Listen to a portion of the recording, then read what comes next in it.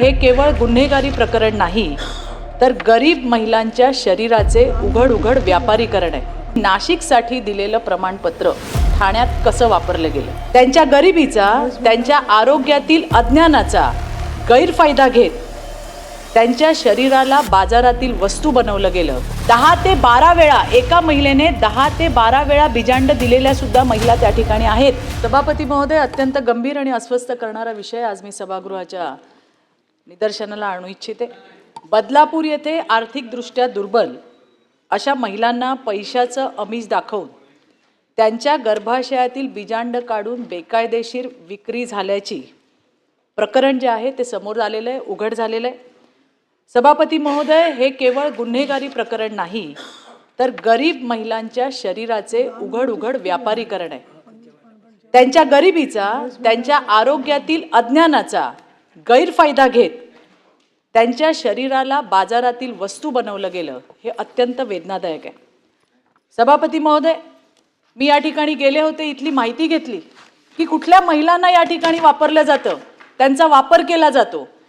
ज्या महिलेला एकतरी अपत्य झालेलं असेल अशी महिला हेरून त्या ठिकाणी तिचा वापर केला जातो। तिचं बीज फर्टाईल झालं की तिला पैसे दिले जातात। त्यांचे जे काही सेट केलेले IVF सेंटर आहे ते काही महाराष्ट्रात आहेत, काही महाराष्ट्राच्या बाहेर आहेत, तेलंगणा असेल, कर्नाटक असेल किंवा इतर राज्यांमध्ये। त्या ठिकाणी नेऊन त्यांच्यावरती अशा पद्धतीने बीज काढण्याची प्रक्रिया केली जाते।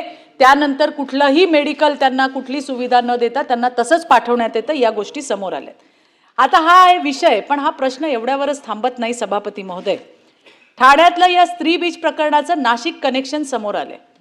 डॉक्टर अमोल आणि वंदना पाटील यांना नाशिकमध्ये IVF सेंटर चालवण्याची परवानगी दिली असताना त्यांनी ठाण्यामध्ये सब सेंटर उघडलं। त्यांनी सांगितलं नाही आम्ही कन्सल्टिंगच करतोय, पण मी तुम्हाला जबाबदारीने सांगू इच्छिते तिथेही इंजेक्शन्स दिले जात होते। आत्ताच मला मिळालेल्या माहितीनुसार त्यांच्यावरती कारवाई करण्यात आलेली आहे। सरोगसी नियमन कायदा 2021 अंतर्गत, आणि त्यामध्ये डॉक्टर अमोल पाटील यांना त्या ठिकाणी अटक करण्यात आलेली आहे। हे सरोगेट मदर आणि स्त्री बीज मिळवून देणारे प्रमुख एजंट म्हणून काम करत होते अशी माहिती सुद्धा त्या ठिकाणी समोर आली आहे। सभापती महोदय, पोलिसांचंही मी अभिनंदन करीन की पहिल्यांदा 3 आणि नंतर 1 असे 5 आरोपी त्यांनी त्या ठिकाणी पकडलेत, आणि हे केल्यानंतर बरेच IVF आणि ART सेंटरवरती धाडा पडल्या। 10 लाखाचा माल त्या ठिकाणी हस्तगत केला। पण ही भीती आहे की हे रॅकेट फक्त ठाणे, मुंबई, महाराष्ट्र नाही तर संपूर्ण राज्यामध्ये आणि देशातही याची व्याप्ती वाढल्याची भीती आहे, आणि ती काही नाकारता येणार नाही। यामध्ये महत्त्वाचं म्हणजे हा प्रकार केवळ काही दलालांपुरता मर्यादित नसून परवानग्या, प्रमाणपत्र आणि वैद्यकीय नियमनातल्या संभाव्य त्रुटी याही त्या ठिकाणी संबंधित आहे। मला या ठिकाणी काही सूचना सरकारला करायच्यात आणि 3 स्पेसिफिक प्रश्न मला विचारायचे। सूचना ही आहे की 20 पेक्षा जास्त महिलांचा या ठिकाणी सभापती महोदय वापर केला गेलाय। याची पाळंमुळं जसं मी म्हटलं तसं ठाण्यापुरती नाही, संपूर्ण राज्यात, देशापर्यंत असू शकतात। मी घेतलेल्या माहितीप्रमाणे या महिलांना प्रचंड पॉवरची, काही सीसींची इंजेक्शन्स दिली जातात, आणि त्याच्यामुळे ज्या वेळेला तुम्ही इंजेक्शन घेता या प्रक्रियेमध्ये तिच्या शरीरावरती निश्चितपणे परिणाम झाल्याशिवाय राहणार नाही। 10 ते 12 वेळा एका महिलेने 10 ते 12 वेळा बिजांड दिलेल्या सुद्धा महिला त्या ठिकाणी आहेत, आणि म्हणून मला त्याची माहिती वैद्यकीय तपासणीनंतर समोर येईलच। पोलिसांनी योग्य कलमं लावलेली आहेत, वेगळ्या प्लॅटफॉर्मवरती तिथे ती कलमं लागलेली आहेत। परंतु जर वैद्यकीय तपासणी त्यांची झाली तर या इंजेक्शन्समुळे त्यांच्या शरीरावरती काय परिणाम झाला आहे याचा वैद्यकीय जर रिपोर्ट आला तर मला वाटतं ही केस आणखीन स्ट्रॉंग होईल।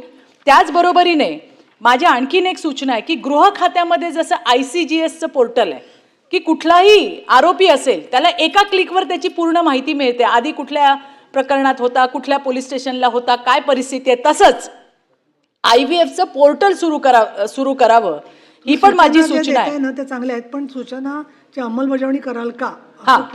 IVF पोर्टलची सेंटर उघडून त्याचं अंमलबजावणी कराल का? कारण एका क्लिपवर जर कुठलीही महिला या राज्यातल्या कुठल्याही IVF सेंटरला गेली आणि असं जर आपलं पोर्टल असेल तर एका क्लिकवरती आपल्याला माहिती मिळेल की ती आधी कुठल्या IVF सेंटरला गेली होती किंवा तिने याच्या आधी काय केलंय। त्याचबरोबरीने IVF लिंकिंग आपण कराल का, जे आधार कार्ड बेस्ड आणि बायोमेट्रिक थंब इम्प्रेशनने त्या ठिकाणी करायला हवंय, ज्यामुळे आपण त्या ठिकाणी अशा गोष्टींना आळा घालू शकतो. एवढंच नाही, प्रत्येक सरकारमान्य IVF सेंटर या ठिकाणी काय नियम म्हणतोय की सुरुवातीपासून शेवटपर्यंतचे सगळे उपचार जे आहेत ते त्या ठिकाणी देण्यात यावे. अशा पद्धतीचे आणखीन किती IVF सेंटर आहेत ज्यांनी सब सेंटर उघडलेत आणि त्याच्या माध्यमातून हा गोरखधंदा त्या ठिकाणी चालतोय. प्रत्येक महिन्याला मी वाचलं की आम्ही एक कमिटी नेमली आहे आणि आता त्याचं ऑडिट होणार आहे. 3 महिने वर्षाने नाही, प्रत्येक महिन्याला व्हायला काही पाहिजे. लक्षवेधीमध्ये आपल्याला उत्तर आलं की परत प्रश्न विचारायची संधी आहे. हो. तर प्रश्न आता रूपामध्ये प्रश्न मांडा विचारते तुम्ही. प्रश्न विचारते सभापती महोदय. प्रश्न हा आहे की नाशिकसाठी दिलेलं प्रमाणपत्र ठाण्यात कसं वापरलं गेलं याच्यासाठीची प्रशासकीय जबाबदारी ठरवली जाणार आहे किंवा नाही. माझा दुसरा प्रश्न, या 2 वर्षांमध्ये IVF ARTच्या किती केंद्रांची तपासणी आपली झाली आहे. तिसरा प्रश्न, सरोगसी नियमन कायदा 2021 अंतर्गत आत्तापर्यंत आपण किती कारवाया केल्या आणि भविष्यात अशा प्रकारांना आळा घालण्यासाठी मला उत्तरात दिलंय की काही अधिकारी नेमले जे त्याची तपासणी करतायत.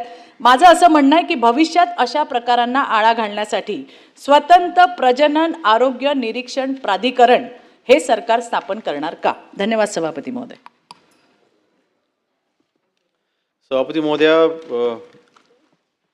जी काही IVF सेंटरवरती कारवाई झालेली आहे, नक्कीच हा विषय गंभीर आहे आणि कारवाईची माहिती आज या ब्रीफिंगच्या माध्यमातून घेत असताना देखील जी काही मोडस ऑपरेंडिंग आहे ती कशा पद्धतीने चालते त्याचं गांभीर्य देखील हे लक्षात येत आहे. माननीय सदस्य चित्राताई वाघ यांनी ह्या लक्षवेधीच्या मार्फत नक्कीच एका महत्त्वाच्या विषयाकडे लक्ष वेधलेलं आहे. एकंदरीत ही जी कारवाई, अशा पद्धतीची कारवाई महाराष्ट्रामध्ये ही पहिल्यांदा झालेली आहे आणि ह्या कारवाईमध्ये एक गोष्ट लक्षात आलेली आहे की मी थेट आपल्या प्रश्नांकडे येतो की ह्या कारवाई होत असताना एक लक्षात घेतलं पाहिजे की आपण सेरोगसीचा कायदा हा केंद्र सरकारने 2021 मध्ये केला आणि सेरोगसी अर्थातच जे कपल तिथे कन्सिव्ह करू शकत नाही त्यांच्याकरता हा कायदा अतिशय महत्त्वाचा आहे. आणि ह्या कायद्याच्या अंतर्गत महाराष्ट्र शासनाने 2022 साली तिथे राज्य मंडळाची आपण तिथे स्थापना केली आणि ह्या मंडळाच्या मार्फत आपण प्रत्येक परिमंडळ स्तरावरती आपण एक समिती नेमलेली आहे. ह्या केंद्र शासनाने IVFच्या या लॅबना किंवा IVFच्या ह्या काही जे काही आस्थापना आहेत त्यांना परवानगी देण्याकरिता एक पोर्टल सुरू केलेलं आहे. या पोर्टलवरती ॲप्लिकेशन करावं लागतं. अप्लाय केल्याच्या नंतर त्याचं इन्स्पेक्शन होतं या तज्ज्ञ समितीमार्फत आणि इन्स्पेक्शन झाल्याच्या नंतर त्यांना ती परवानगी मिळते. एकंदरीत ह्या परवानगी दिल्याच्या नंतर त्याचा जर का कोणी दुरुपयोग करत असेल, जसं ह्या केसमध्ये आढळलेलं आहे की हा दुरुपयोग होऊ नये याकरिता जे काही ॲक्शन घेणं आवश्यक आहे ते नक्कीच त्यासाठी आवश्यक पावलं आपण उचलत आहोतच. परंतु ह्या केसमध्ये एक गोष्ट लक्षात आली की जे काही ठाण्यामध्ये कारवाई झाली ते कुठलंही सब सेंटर नव्हतं, ते एका घरामध्ये छापा आपण केलेला आहे आणि तो पोलिसांच्या इंटेलिजन्सच्या मार्फत जी काही माहिती प्राप्त झाली होती त्या माहितीच्या आधारे तो छापा आपण टाकला होता. उपजिल्हा रुग्णालयाच्या वैद्यकीय अधिकाऱ्यांना सोबत घेऊन आपण हा छापा टाकला होता आणि या छाप्यामध्ये एक गोष्ट लक्षात आली की तिथे कुठलेही अधिकृत सब सेंटर असं नव्हतं. जे काही नाशिकमध्ये IVF सेंटर होतं त्या डॉक्टरांच्या मार्फत इथे काही रॅकेट चालवलं जात होतं. अशा काही गरजू महिला, ज्या महिलांना पैशांची आवश्यकता आहे अशा महिलांना तिथे त्यांची फसवणूक करून त्यांचं ब्रेन वॉशिंग करून त्यांना हे इंजेक्शन द्यायचे आणि त्यांच्या मार्फत तिथे ते बिजाणं आहे ते मॅच्युअर करायचं आणि ते मॅच्युरिटी झाल्याच्या नंतर ते नाशिकला त्यांना घेऊन जाऊन ते जे काही रिट्रीवर आहे ते करायचं आणि मग ते आंध्र प्रदेश असेल किंवा अन्य काही विविध राज्यामध्ये आणि देशाच्या बाहेर देखील हे काही एम्ब्रिओज आहे ते पाठवण्याचं काम या IVF सेंटरच्या माध्यमातून होत असं आपल्या तिथे ह्या तपासणीच्या अंती निदर्शनास आलं. एक गोष्ट लक्षात आली की याच्यामध्ये जवळपास 10 महिला याच्यामध्ये पीडित होत्या आणि या कायद्याच्या तरतुदीनुसार जर का कोणाला डोनेशन करायचं असेल डोनर म्हणून ते फक्त एकदाच सरोगसी करू शकतात, त्यांना एकापेक्षा जास्त करायची परवानगी नाही. इथे एकाच महिलांना 8-8, 10-10 वेळेला ह्यांनी हे केलेलं आहे, लक्षात आलेलं आहे. म्हणून तो पहिला आपलं जे सूचना होती की ह्यांचं मेडिकल रिपोर्ट नक्कीच आपण तो ताब्यामध्ये घेऊ आणि त्या महिलांच्या वरती ज्या काही पीडित महिला आहेत त्यांना जे काही इंजेक्शनमुळे त्यांच्या आरोग्यावरती काय त्याचा परिणाम होईल त्याचं सगळं आकलन करून नक्कीच त्यांना जी काही मदत करायची आहे ती शासनातर्फे ही केली जाईल. दुसरा आपला प्रश्न होता की सूचना आपली होती की IVF एक लक्षात आली की ह्याच्यामध्ये आता एकाच महिलेचं रजिस्ट्रेशन वारंवार कसं त्यांनी केलं तर सभापती महोदय यांनी एकाच महिलेला जेव्हा इंजेक्शन देत असताना रजिस्ट्रेशनच्या वेळेला त्यांनी खोटे आधार कार्ड वापरले. म्हणजे त्यांनी त्यांच्याकडे रजिस्टर करत असताना त्या विविध महिला आहेत असं तिथे दाखवलं, परंतु प्रत्यक्षामध्ये महिला त्या एकच होत्या. म्हणून आपण आता एक तिथे निर्णय घेऊ शकतोय आणि किंबहुना आपण त्या निर्णय घेण्यावरती आपण आहोत की जे काही पोर्टल रजिस्ट्रेशनसाठी वापरलं जाते त्याच पोर्टलवरती ह्या महिलांचं रजिस्ट्रेशन करत असताना त्यांनी आधार कार्ड लिंक करून आपण ते रजिस्ट्रेशन आपण ते कंपल्सरी आपण करू. आणि आधार कार्ड लिंक झाले की मग त्यांना डुप्लिकेशन करता येणार नाही, कारण ते एकदा आधार कार्डाच्या वरती जेव्हा लिंक ते होऊन जाईल मग त्या आपल्याकडे रजिस्ट्रेशनसाठी आवश्यक असलेल्या ज्या कमिटीच्या अंतर जे पोर्टल वापरलं जातं त्या पोर्टलवरती त्या महिलेची सगळी माहिती उपलब्ध होईल. आणि म्हणजे राज्याचे जेवढे IVF सेंटर्स आहेत ते सगळे क्लब होतील आणि त्याला शक्यतो आपण त्याला ब्लॉकचेनवरती आपण टाकू, जेणेकरून त्याला कोणी इंटरफिअरन्स तिथे करणार नाही.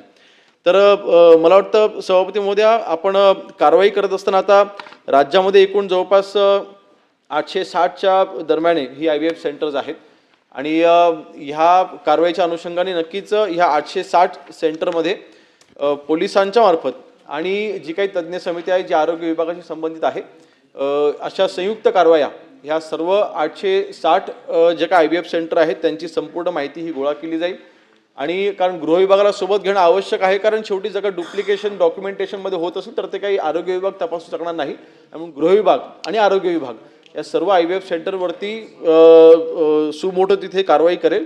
अशाच नवनवीन अपडेट्ससाठी डिजिटल कोल्हापूर चॅनेलला सबस्क्राईब करायला विसरू नका.